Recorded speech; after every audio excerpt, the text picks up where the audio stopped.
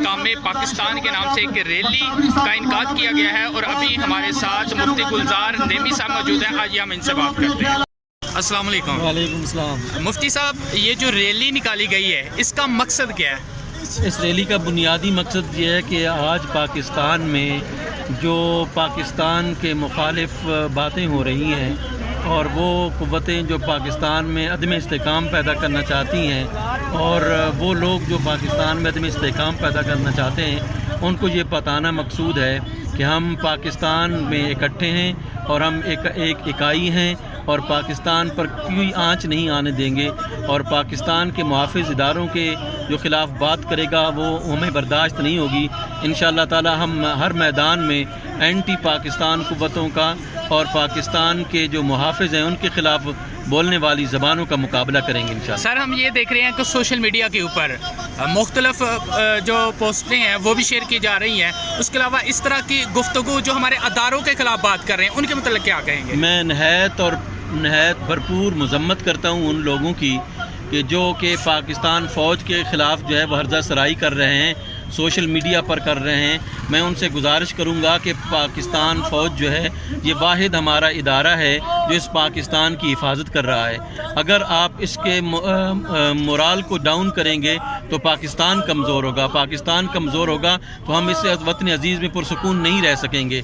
Social media پر جتنے بھی جوان کام کر رہے ہیں ان سے میں گزارش کروں گا کہ برائے کرم اس معاملے میں آئینی طور پر بھی یہ بالکل غلط ہے کہ ہم فوج کے خلاف اور فوج کے اداروں کے خلاف کوئی بات کریں، یا اور دیگر جو ہے وہ جو فوج کے ادارے ہیں ان کے خلاف کوئی ایسی بات کریں جس سے جو ہے وہ پاکستان کے دشمنوں کو فائدہ ہو. اچھا سر، آخری بات مجھے یہ بتا دیجیے کہ ہمارے ادھر اسلام آباد میں بھی مختلف جگہ پر کچھ اور ریلیاں بھی نکل رہی ہیں. مہنگائی آپ دیکھ سکتے ہیں، جیسے پیٹرول کی قیمتوں میں اضافہ کیا گیا اس طرح.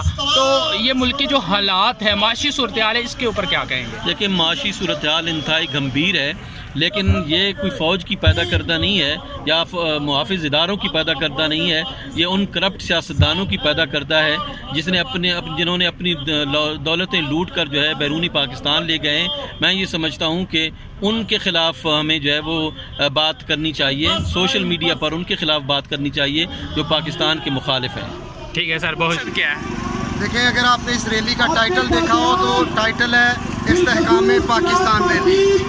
یہ ایکچولی وطن عزیز سے محبت کا اظہار ہے. آج اسلام آباد راولپنڈی کے بیٹے سبز ہلالی پرچموں کو لہرا کے وطن سے اپنی محبت کا اظہار کر رہے ہیں. وہ اظہار کس صورت میں ہے؟ آپ دیکھ رہے ہوں گے موجودہ پاکستان میں جو سیاسی صورتحال ہے، جو معاشی صورتحال ہے، وہ بڑی سبوتار ہو رہی ہے. تو اس صورتحال میں وطن عزیز کے بیٹوں کو پیغام ہے کہ انہوں نے دور رہنا ہے، وطن سے محبت کا علم بلند کیے رہنا ہے، اور یہ جو سلسلہ ہے یہ کبھی رکنا نہیں چاہیے، کیونکہ آج یہ نفرتوں کا خاتمہ کرنے کا دن ہے. یہ ریلی یہ پیغام دے رہی ہے. اچھا سر، ایک اور بات یہ ہے کہ موجودہ جو معاشی صورتحال ہے ہمارے ملک کے اندر، پیٹرول کی قیمتوں میں اضافہ، بجلی کی قیمت میں اضافہ اور دیگر جو چیزیں، اس کے اوپر آپ کیا کہیں گے؟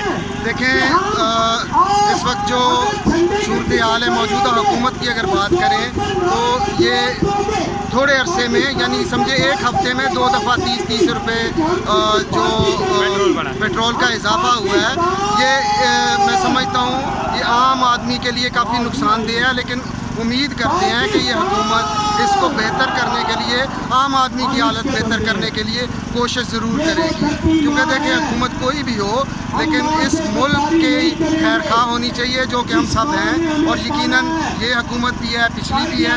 یہاں اس وقت سول سوسائٹی، ہمارے تاجر رہنما اور اسٹوڈنٹس جو یہاں آئے ہیں، ان کا مقصد کوئی سیاسی مقصد نہیں ہے. ان کا صرف اور صرف مقصد پاکستان ہے، پاکستانیت ہے، پاکستان سے پیار ہے.